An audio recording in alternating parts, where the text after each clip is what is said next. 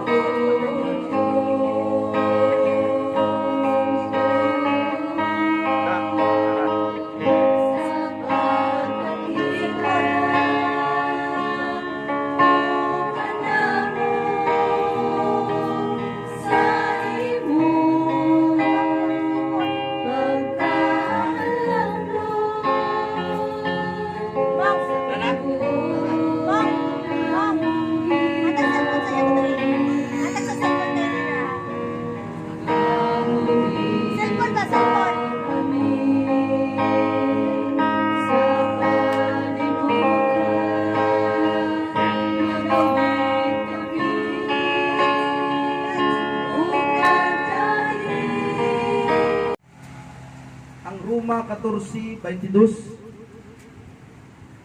Isa ni siya japon ka mga pagtambag ka nato, no? Ingon pa niya mga igsoon, ang pagtuo nga anaa kanimo hupti ka na diha lamang sa imong kaugalingon sa atubangan sa Dios.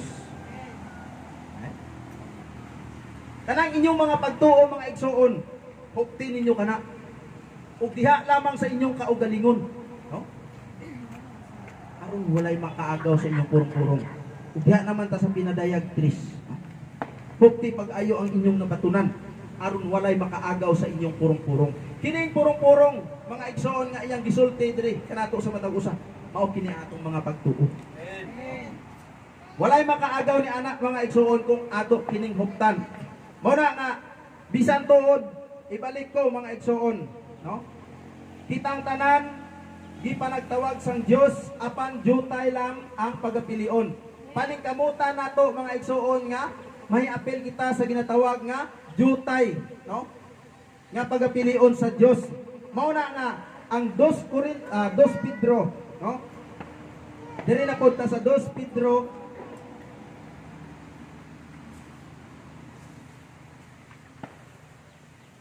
1:10.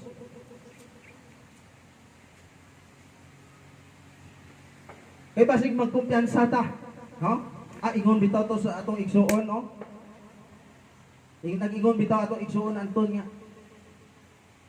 May apil na ta sa ginatawag nga jutay, no? Sa mga salin, no?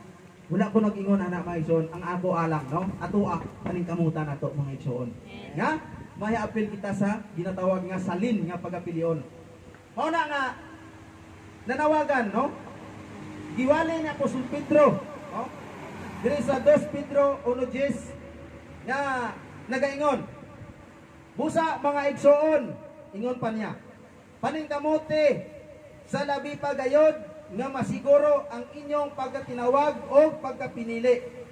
Kay kon inyong himuon kini, dili gayod kamo mahulog. So mauna mga igsoon, bisan pa mo ingon kita nga kita gitawag na sa Dios tungod kay kita nakaila naman sa atong gisimba, no? Bisan pa makaingon kita nga pinili na kita sa Dios tungod kay nagtuman kita sa iya nga mga sugo, apan ang pulong mismo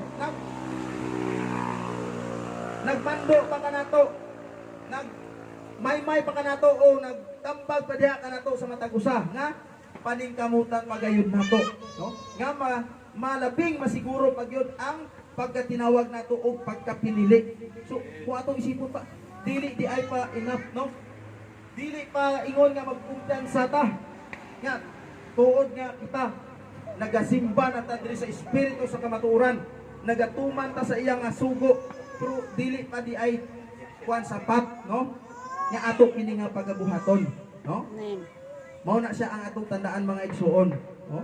Kay ang Dios kung atong isipon, kung siya na ang magahukom mga igsuon pag abot sa panahon, ang hukom sang Dios walay kulo-kaluoy na, no? Mao na nga kung atong isipon, grabe nga chance ang gihatag sang Dios sa matag usa sa tanan nga katawo diri sa kalibutan. Gitagaan niya og kumbaga tsansa para unta dili mahulog o dili unta malaglag, no? Mao na siya ang hinungdan nganong gipadala niya ang manlalaban nga mao ang espiritu sa kamatuoran, no? Kay mao kini unta ang magatultol sa mga tawo ngadto sa tibuok nga kamatuoran. Apan unsaon man wala tay mahimo tay nganuman, dili man nila tuuhan mga igsoon, no? Wala tay mahimo. Pero ang importante diha mga igsoon, kamo kita karon nga nagpakaila na, no, sa iyang ngalan og nasayra na nato nga kining bag-ong ngalan nga iyang gipadala nga mao ang espiritu sa kamatuoran, mao siya, no? Mao na ang atong ginapang himatuod karon sa mga katawhan. Wala kitay salabton pag-abot sa panahon, no? Kay gituman na nato ang iyang nga gisugo, no? Kini nga mga sugo mga igsoon, no? Kini giingon nga panglakaw kamo ngadto sa mga tibuok kalibutan, no? Bautismuhin ninyo ang akong mga katawhan nga mahimo nga iyang mga katawhan, no? So gituman naman ni siya mga igsoon. So ang pinaka kuan gitumong gid ani mga igsoon nga arang ginabuhat ipabuhat gid sang Dios sa aton, no? kining ginatawag nga gugma. No? Maugid kini mga igsoon nga isa nga sugo sang Dios nga kumbaga labaw sa tanan. No? Kay kung gituma na to ang sugo sang Dios nga mao ang gugma, kining gisugo niya nga pagpanglakaw kamo, langkob na ni siya. Diba? Kay ang nabasa naman siguro nato ni siya ang Roma 13. No? Kung atong isipon, unsay giingon diri sa Roma 13, atong balikon, no? Ingon pa niya ang Roma 13:9. Ang mga sugo nga nagaingon ayaw pagpanapaw, ayaw pagpatay, ayaw pagpangawat, ayaw pagkaibog, ug ang bisan unsa pang nga sugo kini nalangkob. Ingon pa niya niining mga pulonga nga nagaingon, higugmaa ang imong silingan, ingon nga imong kaugalingon. Ang gugma dili mo himog dautan ngadto sa silingan. Busa ang gugma mao ang katumanan sa kasubuan. Di ba? So mao na sa mga igsoon nga kung kining gugma, kining 1 Corinto 13, ato kining mabuhat, no? Ang Roma 13:10, ang gugma mao ang ginatawag nga katumanan sa kasuguan. So kung matuman nato ni siya ang gugma, ang tibuok nga sugo natuman nato. Di ba? Pero ang pangutana, no? Natuman ba nato ni siya? Bisan kining isa na lang, no? Kining gugma. No? Lisod kaayo, no? Kumbaga kung atong isipon, sayon ra kaayo litokon, no? Sayon ra kaayo basahon diri sa pulong. Pero iipa-implement, no? Buhaton, lisod. Kaya nga naman, kung gusto nimo nga pagkatumanon ang gugma, dili ka masuko, no? Kung gusto nimo nga tumanon ang gugma, dili ka makasulti og mga dautan, no? So lisod kaayo mga igsoon, dili ka makapanghimaka. So nalangkod siya diri mga igsoon. Pero mao na siya mga igsoon nga bisan walay tawo nga nakatuman sining ginatawag nga gugma, pero bulahan lang ang tawo nga nagbantay niining mga pulunga, no? Kaya nga naman, sulod na po na ang ginatawag nga, Brad, kay tawo raman ta, di ba? Makasala gyud ta. Pero tinuod na. Pero dili nato himuon nga rason na siya aron nalapod nga magpakasala ta. Kaya nga naman tawo raman bitaw ta, Brad. Makasala kita. Mao na nga irason nato, himuon nato nga salita dili pwede, no? Kini mahimo lang nato ni siya nga rason nga, Brad, tawo raman ta makasala, tinuod na. Mahimo lang nato ni siya nga rason kung makasala kita sa dili tinuyo. Pero kung ingon nga tuyoon nimo, sayon nagit ka nga mali ang pagbuhat ana, sala ang pagbuhat ana, imong buhaton kay tungod kay moingon ka nga tawo raman gud ta, Brad, makasala kita. Dili na siya maayo. Tinuyo na siya nga pagpakasala mga igsoon, no? So mao na nga kamo kita karon ay nasayod naman kita sa pulong sa Dios, no? Usa atong buhaton, mao kini ang Hebreo, no? Base magpadayon pa kita. Ang Hebreo 10:26 iyang giingon. Kay kon kita magapadayon sa tinuyo nga pagpakasala, tapos nato madawat ang kahibalo sa kamatuoran, wala na'y nahibilin pa nga halad inihaw tungod sa sala. Amen. Nan karon mga igsoon, nasayod na mo sa kamatuoran, wala? Sayod na. Nasayod. Oh. Karon mga igsoon, kung nasayod na kita sa kamatuoran, magpadayon pa ba kita sa mga tinuyo nga pagpakasala? Dili na. Mo na nga dili na to marason mga igsoon nga kita tawo lang, no, makasala gyud, no? Mahimo lang na nato nga rason ibalik na ko kung kita makasala sa dili tinuyo, no? So mao na siya mga igsoon, paningkamutan gyud nato mga igsoon. Balik ta dito sa atong tema, no? Balik ta dito. Paningkamutan gyud nato nga kining ginatawag nga mahay apil kita diha sa mga salin nga iya nga ingon.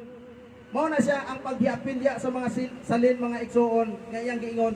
Mao kinahanglan antuso na to ang tanan, no? Antuso na to kung unsa man ang akong giagian dire sa mga pagsulay. Mao ni siya nga dalan para kita mahiapil kita dira sa ginatawag nga mga salin, no? Mao na siya nga dili na to balihon na siya mga igsoon ang mga pag-antos, no? Kini mga pag-antos na to mga igsoon nasulat sa Santiago. Atong basahon. Ang Santiago 1:12. Matod pa sa pulong mga igsoon. Bulahan ang tawo nga moantos sa mga pagsulay. Ay human siya makaantos sa pagsulay, iyang madawat ang purong-purong nga kinabuhi nga gisaad sa Dios kanila nga nagahigugma kaniya. Na maunay siya ang saad sa atong Dios mga igsoon, no? Kinahanglan ato kini nga antuson ang tanan nga mga pagsulay, tanan nga mga kasakit nga atong maagian dire tungod sa iyang ngalan, no? Kay sigurado man gyud mga igsoon, tungod sa ngalan ni Ginoong Hesukristo, kita pagadumtan sa kalibutan, pagadumtan kita sa tawo, no? So mao na siya nga ato kini nga tumanon ang sugo sang Dios, no? So manghinaot ko mga igsoon, no? Nga kini nga mga pulong karong atong nadunggan, no? Ang Hebreo 3:15 sa diha nga nadunggan nato ni siya, dili nato pagkahion ang atong kasing-kasing, no? So daghang salamat, no, sa atong mga igsuonan o sa atong langitong amahan sa ngalan ni Hesus, no? Ay oras naman atong ihatag sa atong igsuon, no?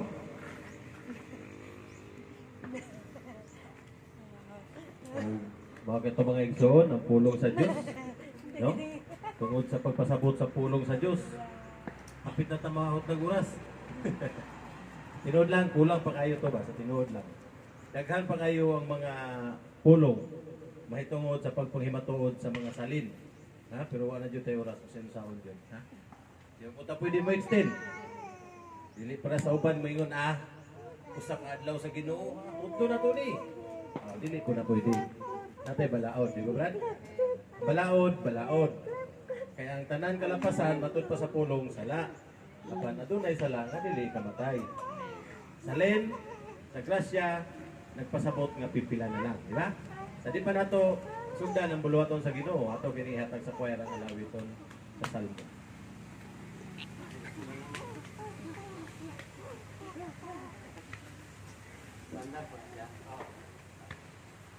Sumala sa pulong, Salmo na Amen. Sumala sa pulong, Santiago 5:13 nagaingon. Aduna makaninya nagaantos, paampuwa siya. Aduna ba'y nagmalipayon, paawita siya sa pagdayeg. Aduna ba kaninya nagmasakiton, ipakuha niya ang mga ansyano sa iglesia, ug paampuwa sila alang kaniya. Nga magahaplas kaniya, og lana tungod sa ngalan sa Ginoo. Ug ang pag-ampo nga inuban ng pagtuo, magaayo sa masakiton. Ug siya pagabangonon sa Ginoo. Ug kung siya nakasalaman, siya pagapasaylo. Amen.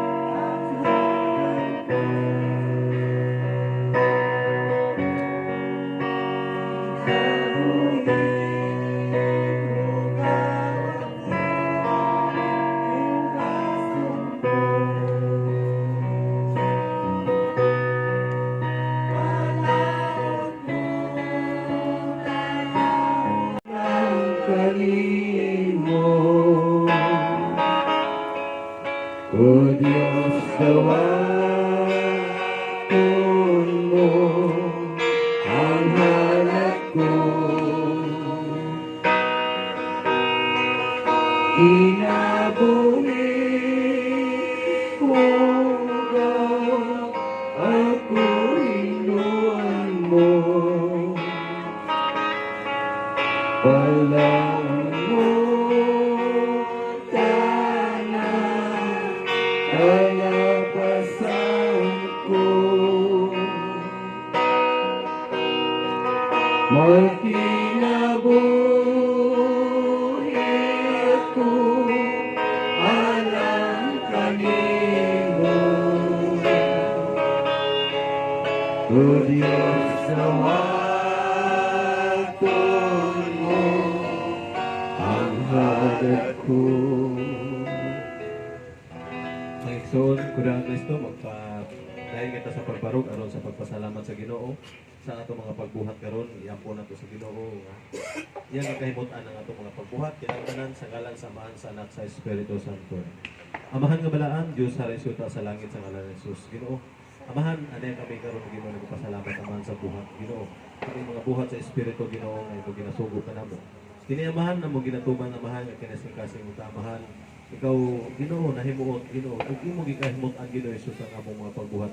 Tungod kini amahan ginabuhat namo kini amahan subay sa imong kabubuton.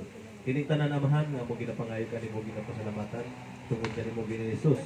Mahinaot kami kanimo amahan uban sa mga kaigsuonan namo sa lain-laing mga chapter nga nagatuman nga nagabuhat sa pulong nga nahisubay amahan sa imong ginapanudlo ta amahan kini imong pagadunggon ang Ginoo Hesus tungod amahan takos kami sa pagdawat amahan sa mga buhat sa mga pulong Ginoo nga ipatuman nimo dinhi kanamo. Pinaagi kanimo Ginoo Hesus, kami nagaampo sa kanimo amahan nga ikaw magagiya kanamo, magapanalipod kanamo gikan sa daotan Ginoo. Labi na amahan sa pong mga pagpamauli sa pagsakagsa padulong sa among panimalay Ginoo nga aduna kami mga nadala amahan nga mga buhat sa espiritu nga katudlo mo dinhi kanamo. Salamat Ginoo galaygon ikaw sa tanan. Pinaagi sa espiritu sa kamatuoran nga ipadala ni kalibutan karon nga mga magisimba nga manlalaban nga makiguban kanamo. Salamat ug galaygon Ginoo Hesus kay ikaw man ang amahan Dios na mong tanan ug pato sa mong kaluwasan. Sa ngalan ni Ginoo Hesus. Amen.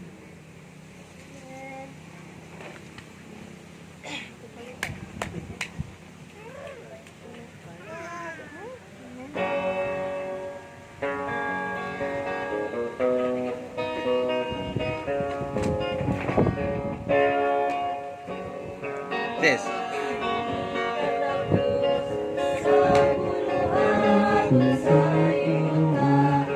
Sa pagkala sa Ginoo dito sa paraiso, ang alipay dili na madugay, dili na madugay. Ang kalipay walay makamatay, walay makamatay.